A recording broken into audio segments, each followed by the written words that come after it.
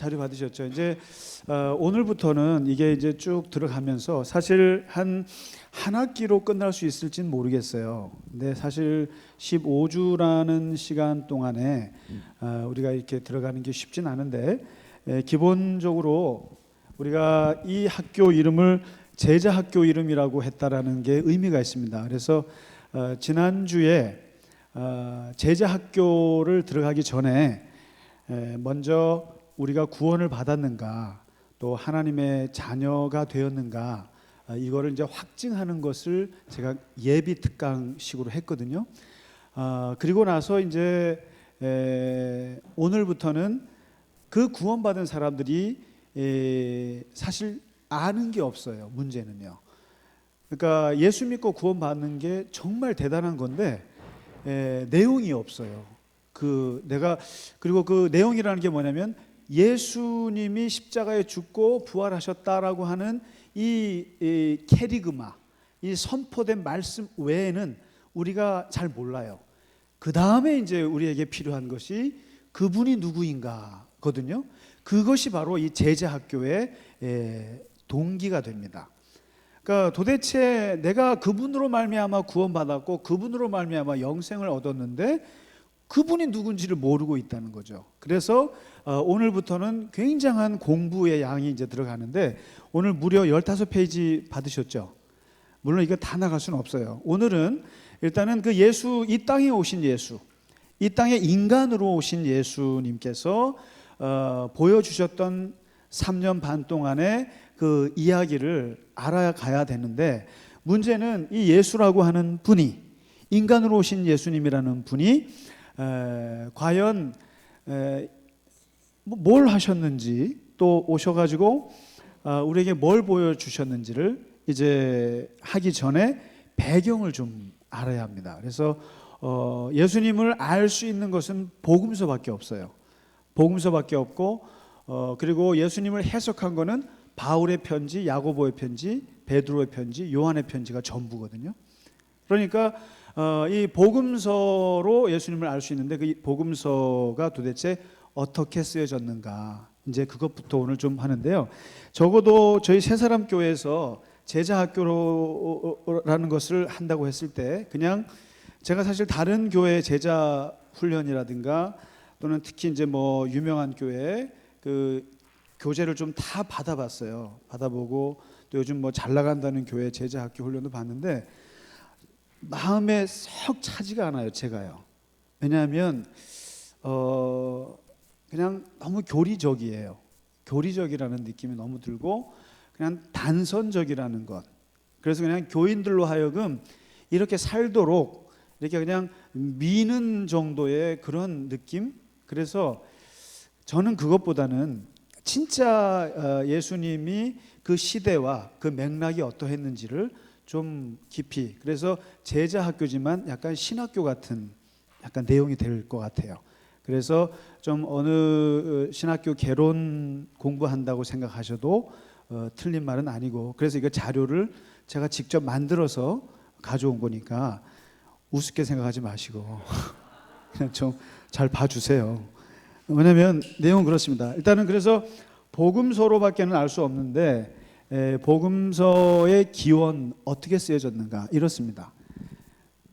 이제 시대가 예수님이 AD 뭐 우리가 보통 뭐 BC 4년 이렇게 얘기하는 어쨌든 0이라고 해서 33세 이렇게 해서 AD 30년 정도, 33년 정도, 이때가 예수님 시대입니다. 예수 시대입니다.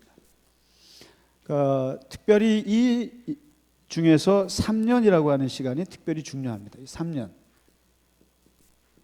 3년이 사실상 복음서의 전부이고 예수님의 핵심인데 예수님이 돌아가시고 나서 이 이제 제자들이 교회를 세웠어요. 교회를 세우고 그리고 초대교회가 예루살렘 교회가 세워지고 안디옥 교회가 세워지고 그리고 에베소 교회가 세워지면서 이게 이제 초대교회 역사가 AD 30년대부터 이게 무려 AD 70년대까지 가요. 가는데 AD 70년에 무슨 일이 벌어지냐면은 예루살렘 성전의 역사가 아주 그 슬픈 역사가 있는데 이게 3번 무너져요. 3번이 무너지는데 솔로몬이 만든 성전이 바벨론의 느부갓네살 왕이 부셔버렸어요. 그 다음에 바벨론의 포로로 갔던 사람들이 그 성전 무너진 걸 살리려고 느헤미야와 스룹바벨이나 에스라 같은 사람들이 와서 새로 지었는데 그게 제2성전인데 아주 초라해요. 근데 그게 이제 구약의 끝에 나오는데 그것도 무너졌습니다. 그 다음에 이제 3번째 성전을 누가 지냐면은 우리가 조금 이따 다룰 건데 헤롯 대왕이라고 있습니다. 예수님 태어날 때 헤롯 있잖아요. 그 헤롯 대왕이 유대인의 환심을 사기 위해서 성전을 엄청나게 크게 지어줍니다. 무려 46년 동안 지어요. 자기가 죽은 다음에도 지어요. 그런데 문제는 AD 63, 4년쯤에 이거를 완성을 시켜놓고 6년 만에 무너져요. 다시. 이게 바로 로마 장군 디도라는 장군이 와서 부수는데 요 AD 60년경에 60년부터 70년 사이에 뭐가 일어나냐면은 유대 독립전쟁이 벌어집니다. 유대인들이 로마로부터 독립하려고 유대 반란 독립전쟁이 벌어지는데 여기서 디도 장군이 와서 완전히 진압을 해버리고는 진압하는 김에 그들의 상징이라고 할 수 있는 예루살렘 성전을 밟아버려요. 완전히 부셔버리고 AD 70년이라는 걸 잘 기억해 주시면 이때가 이스라엘이 망한 날이에요. 다시 망한 날이에요. 다시 망했고 이때 사람들이 전 지중해 저 해외로 다 도망갑니다. 도망가서 하는데 그래서 요즘에 콜로세움 로마에 가시면은 거기에 유대 가이드가 말한다잖아요. 이 콜로세움을 그때 우리 조상들이 지었다. 그때 다 도망가죠. 그리고 예수님께서 종말론 강의하실 때 보면은 너희는 그 날이 오면 임신한 여자들은 분리할 것이고 산으로 도망치라. 이게 바로 AD 70년 성전 파괴 사건을 두고 한 거예요.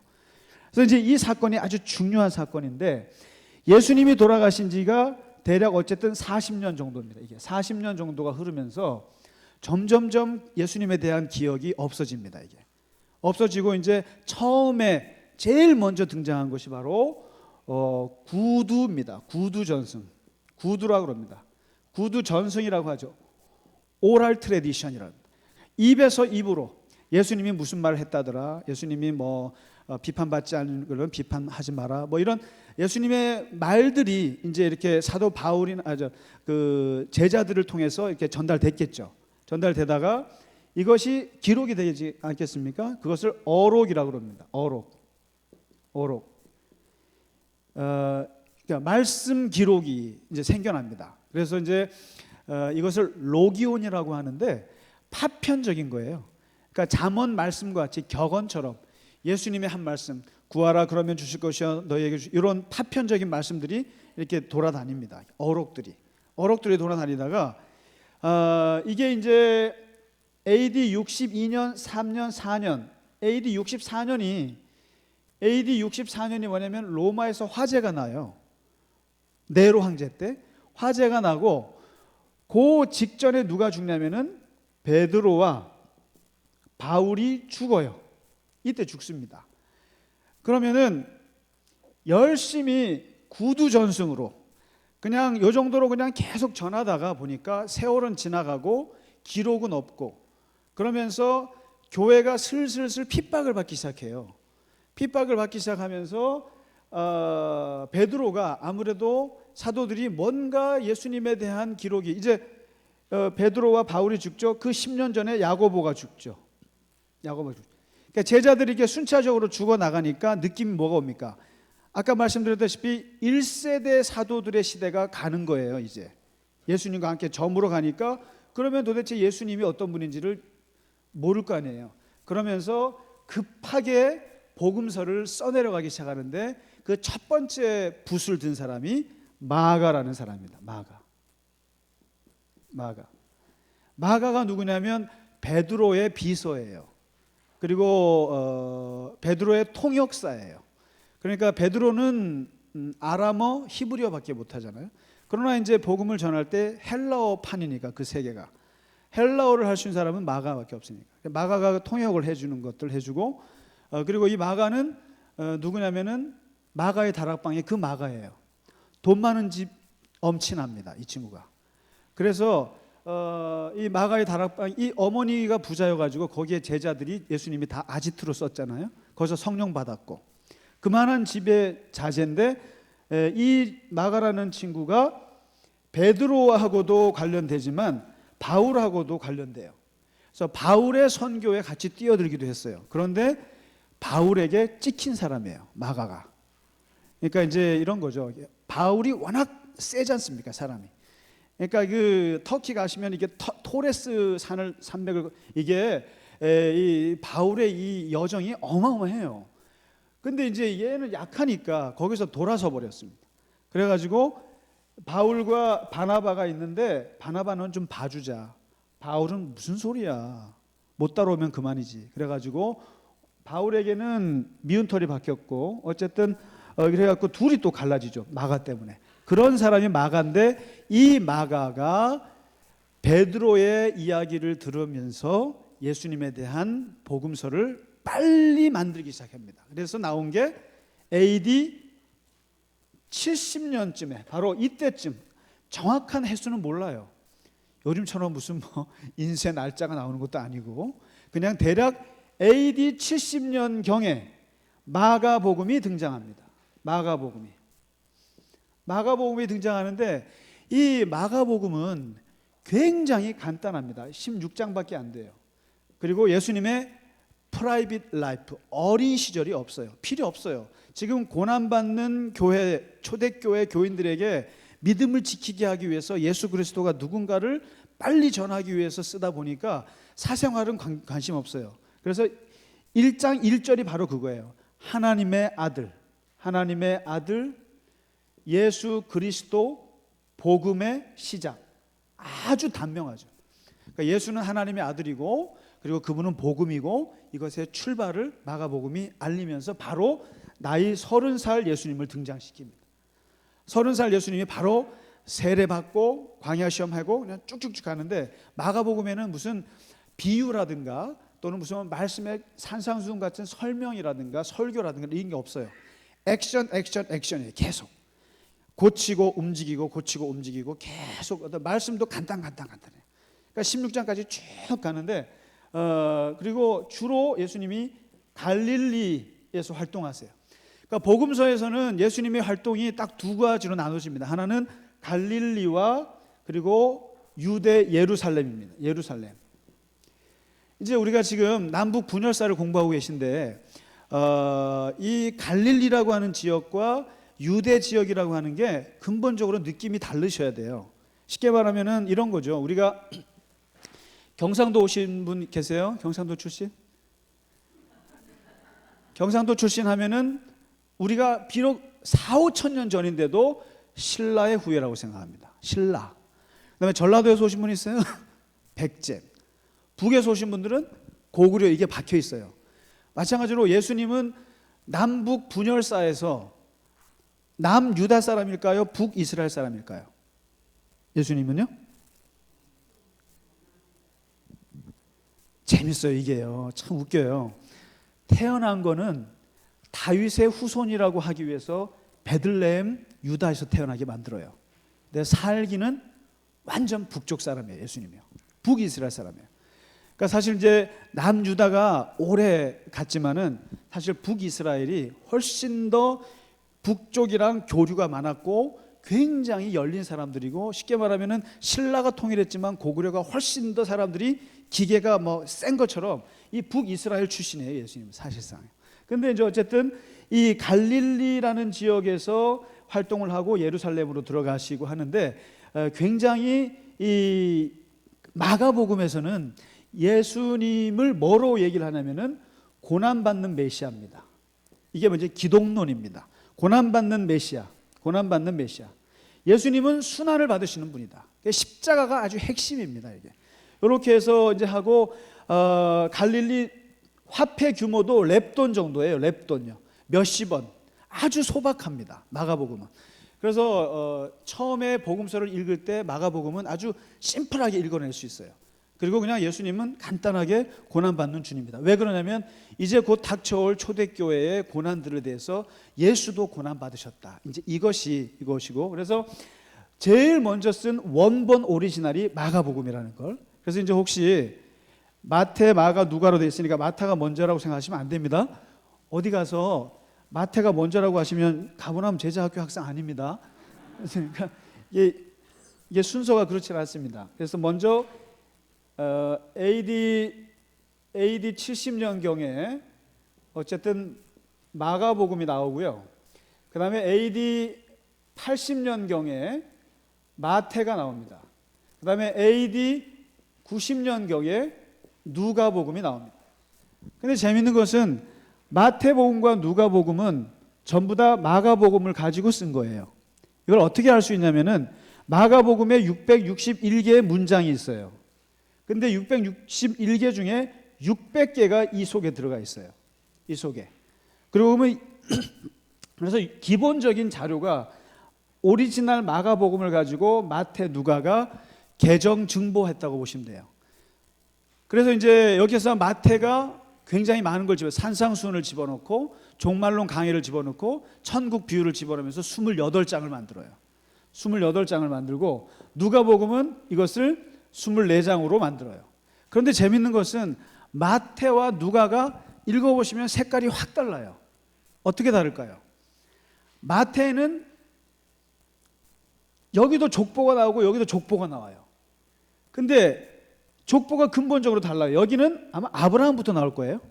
근데 누가복음은 아담부터 나와요. 거의 하나님으로부터 막 나오죠. 이게 뭐냐면 마태는 기본적으로 이런 거예요. 마태가 속해 있는 그 자기 교회 안에 두 그룹의 크리스찬이 있습니다. 이 시대에 두 그룹의 크리스찬이 있는데 하나는 본토인 출신, 유대인 출신 크리스찬이 있습니다.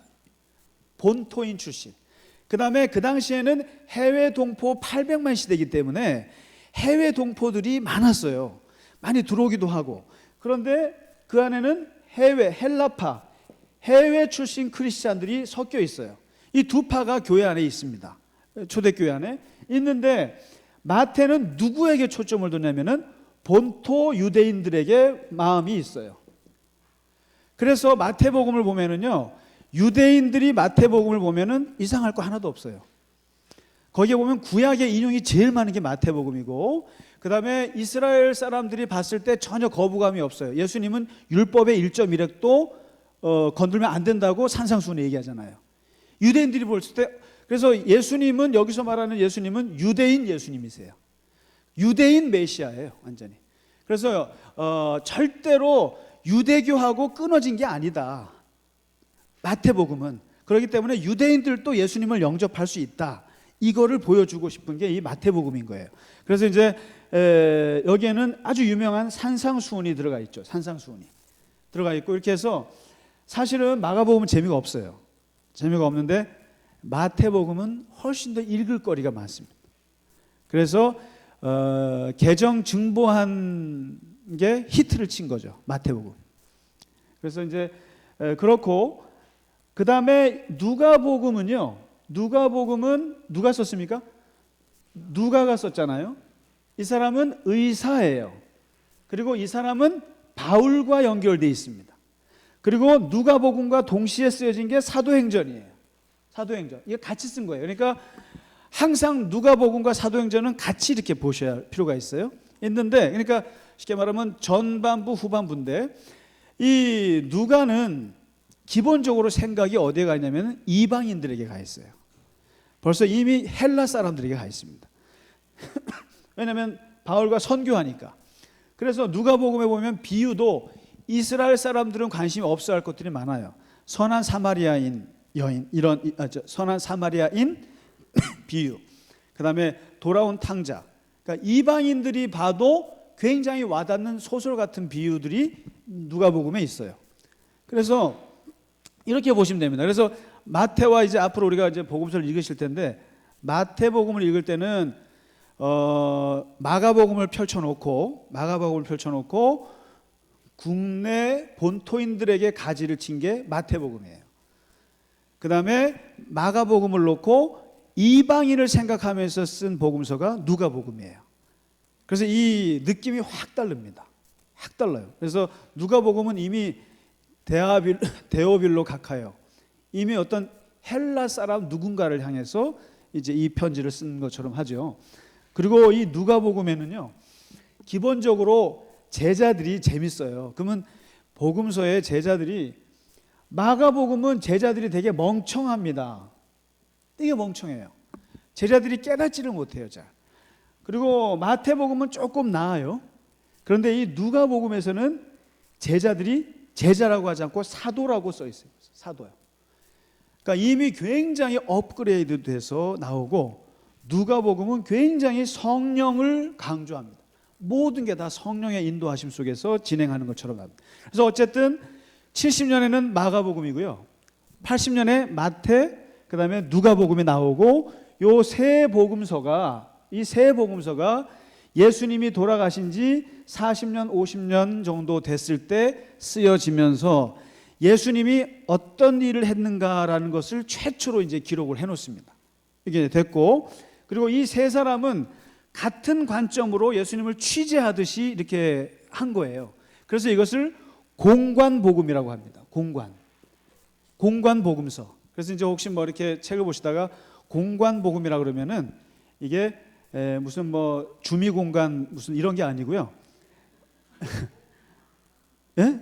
무슨 뭐 대사관 할 때 공관이 아니고 같은 관점으로 봤다. 이 말이 뭐냐면은 다음에 나올 요한복음은 다른 관점이라는 거죠. 다른 관점. 그래서 이제 보통 이 네 복음서 중에 세 복음서는 일단 같이 묶어서 보고, 얘네들하고는 전혀 질적으로 다른 책이 있는데 요한복음입니다. 요한복음은 이게 이제 AD 100년 정도 됐습니다. 그러니까 예수님께서 돌아가신 지 70년이 지났을 때입니다. 거의 70년이 두 세대가 지났어요. 그러니까 이제 또 유일하게 제자들 중에 마태도 죽었어요. 그 다음에 누가도 죽고 바울도 죽고 다 죽었는데 유일하게 죽지 않고 살아남은 사람이 요한이잖아요. 이 요한이라는 사람이 90이 넘어서 이 AD 100년 다 됐을 때 이것을 썼는데, 물론 뭐 요한이 이 할아버지가 이렇게 썼다고는 말하지 않습니다. 쉽게 말하면은 모세오경을 모세가 썼을까요? 이렇게요? 아니다 그러면 저를 욕하실래요? 뭐냐면은 예레미야서를 예레미야가 썼나요? 내용은 예레미야고요, 쓰기는 바룩이 썼어요. 그 당시는 다 그렇습니다. 그러니까 제자 바룩이 쓰고 그리고 그것을 불러주는 거예요. 예를 들면 바울이 편지에 보면 디모데 또 할 때 보면 옆에 누가 써주냐면 디모데 같은 사람들이 써줘요. 써주고 바울은 불러주고 이런 형태란 말이죠. 그런 것처럼 요한복음이라고 해서 요한이 막 이게 썼다고 생각하시면 안 되고, 요한 주변의 사람들이 요한의 이야기와 요한의 걸 통해서 쓰는 거죠. 쓰는데 여러분, 이렇게 얘기한다고 해서 신앙이 떨어지시면 안 되는 거예요. 그러니까 마치 이제 요한이 써야지 왜 요한의 다른 사람이 썼어 이렇게 하면 이거 뭐 믿음이 이러시지 않죠? 그러면은 이게 신학 공부를 못 해요. 저희가요 처음에 1, 2학년 때 너무 힘들어가지고요, 이것 때문에. 아니 저 신앙생활 3년 하고 신학교를 갔더니 무슨 뭐 성경을 가르쳐 준 줄 알았더니 그게 아니고 무슨 뭐 신약 구약 하는데 30년 신학 공부하신 분들이 와가지고 가르치는데, 이게 생판 신앙 3년 했던 애가 앞에서 뭐 너무 어렵죠. 이게 뭐냐면 일반 교인에서 그 신학을 넘어서 이게 할 때 굉장히 혼돈의 강을 건너게 되거든요. 그래서 이제 이것을 목사들이 교인들에게 겪게 하지 않으려고 좀 하여튼 피해서 설명을 하는데, 최대한 여기서는 신학교에서 하는 것처럼도 얘기를 할게요. 그리고 저는 그렇습니다. 이 신앙은 아주 보수적으로 살기를 원하고, 그러나 이 지식이나 신학은 굉장히 브로드하게 했으면 좋겠어요. 넓게 했으면 좋겠어요. 그리고 충분히 넓게 공부하셔도 충분히 하나님 믿는데 아무 지장 없습니다. 왜냐하면 하나님은 굉장히 넓으신 분이시기 때문에. 내가 좁아가지고 그런 거지 그렇지 않습니다. 그러니까 공부는 넓게 하는 게 좋은 것 같아요. 그러나 신앙은 아주 보수적이면 좋은데 문제는 우리가 신학교에서 공부한 거는 경험한 건 그거예요. 신앙이 너무 자유로워요. 신앙이 너무 자유롭고 신학은 공부를 안 해갖고 너무 편협한 거예요. 무슨 말인지 아시겠어요? 신학 사람들 공부 잘 안 해요. 그러니까 이제 이게 그러니까 신앙은 보수적이지만 신학은 넓어야 되는데 반대가 있습니다. 그러니까 뭐 신앙은 막 지 마음대로 살아요. 뭐 예배도 안 드리고 뭐 막 이러면서 살면서 또 신학은 또 너무 편협하게 하는데 그건 아닌 것 같고요. 신학은 좀 넓게 얼마든지 공부할 수 있다고 봅니다. 아무튼 AD 100년쯤에 사도 요한에 의해서 요한복음에 쓰여지는데 이때는 이미 예수님이 이미 하나님이세요. 하나님이세요, 예수님이. 그래서 요한복음을 보시면은 거기에는 그냥 유치하게 예수님이 어디 갔다, 뭐 어디가 들렀다, 누구 만났다, 뭐 이런 취재 기사가 아니에요. 심층 레포트예요, 거의. 그러니까 니고데모하고 만나서 한 장을 차지하지 않습니까?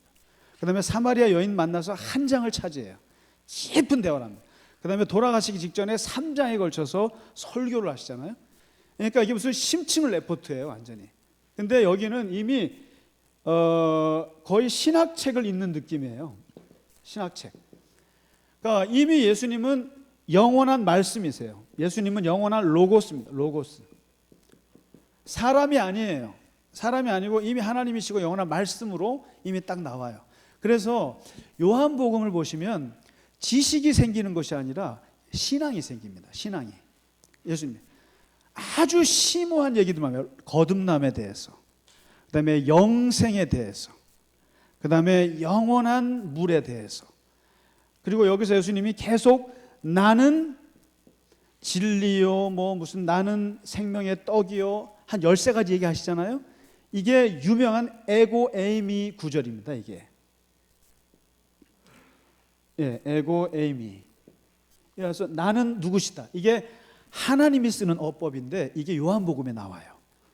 에고 에이미 하면 사람들이 나가 자빠져요. 왜냐하면 이게 하나님의 화법이거든요. 이게. 근데 이것이 요한복음에 여러 번 나와요. 나는 생명의 떡이다 할 때 에고 에이미, I am이거든요. 이게 I am. 이게 이제 요한복음에 나오니까 요한복음은 읽으면 예수님을 하나님으로 영접하게 만드는 책입니다. 그러니까 이제 이게 70년이 지난 다음에 쓴 거니까 그만큼 이미 이제 이렇게 된 거죠. 그래서 여기서 이제 오늘 벌써 몇 페이지까지 하셨냐면요. 지금 7페이지 하십니다. 그래서 7페이지에 보면 도표가 나오죠. 그 도표가 이제 정리가 됩니다. 그래서 우리는 지금까지는 복음서를 이 말이라고 생각할지 몰라도 이제는 조금 더 마태복음의 느낌, 마가복음의 느낌 이게 좀 다르게 느끼면 좋겠어요. 그래서 지금 여기서 혹시 제가 말씀드리지 않은 게 있는지 모르겠는데 데려가시겠죠. 그래서 요한복음을 이제 독수리 복음서라고 하는 거죠. 그러니까 요한은 예수님의 속마음을 다 알아요. 이렇게 보면은 예수님이 내가 왜 저렇게 하시는지를 다 써요. 전지적 작가 시점이에요. 그러니까 저기 요한은 이미 예수님의 마음속에 들어가 있어요. 그래서 다 알아요, 예수님. 그러니까 이게 이제 굉장히 오래 지난 다음에 쓴 책이라는 게 이제 되는 거죠. 그래서 오늘은 요까지만 할 겁니다. 더 이제 일단은 복음서 4권만 가지고 일단 좀 배경을 좀 먼저 말씀드리고 다음 주에는 우리가 예수님이 태어났을 때의 그 땅의 정치, 경제, 문화, 군사, 그 다음에 종교까지를 좀 다루겠습니다. 그래서 그거를 다루지 않으면 예수님의 그 이렇게 움직이는 행보들이 어떤 맥락인지를 읽어낼 수가 없어요. 그 바리새인은 왜 저런 말을 했는지를 그거는 다음 주에 좀 배경을 다루고 오늘 일단 복음서만 가지고 좀 그 기원을 먼저 말씀드렸습니다. 혹시 질문이 있거나 같이 토론하는 시간을 좀 갖겠습니다. 네, 장로님.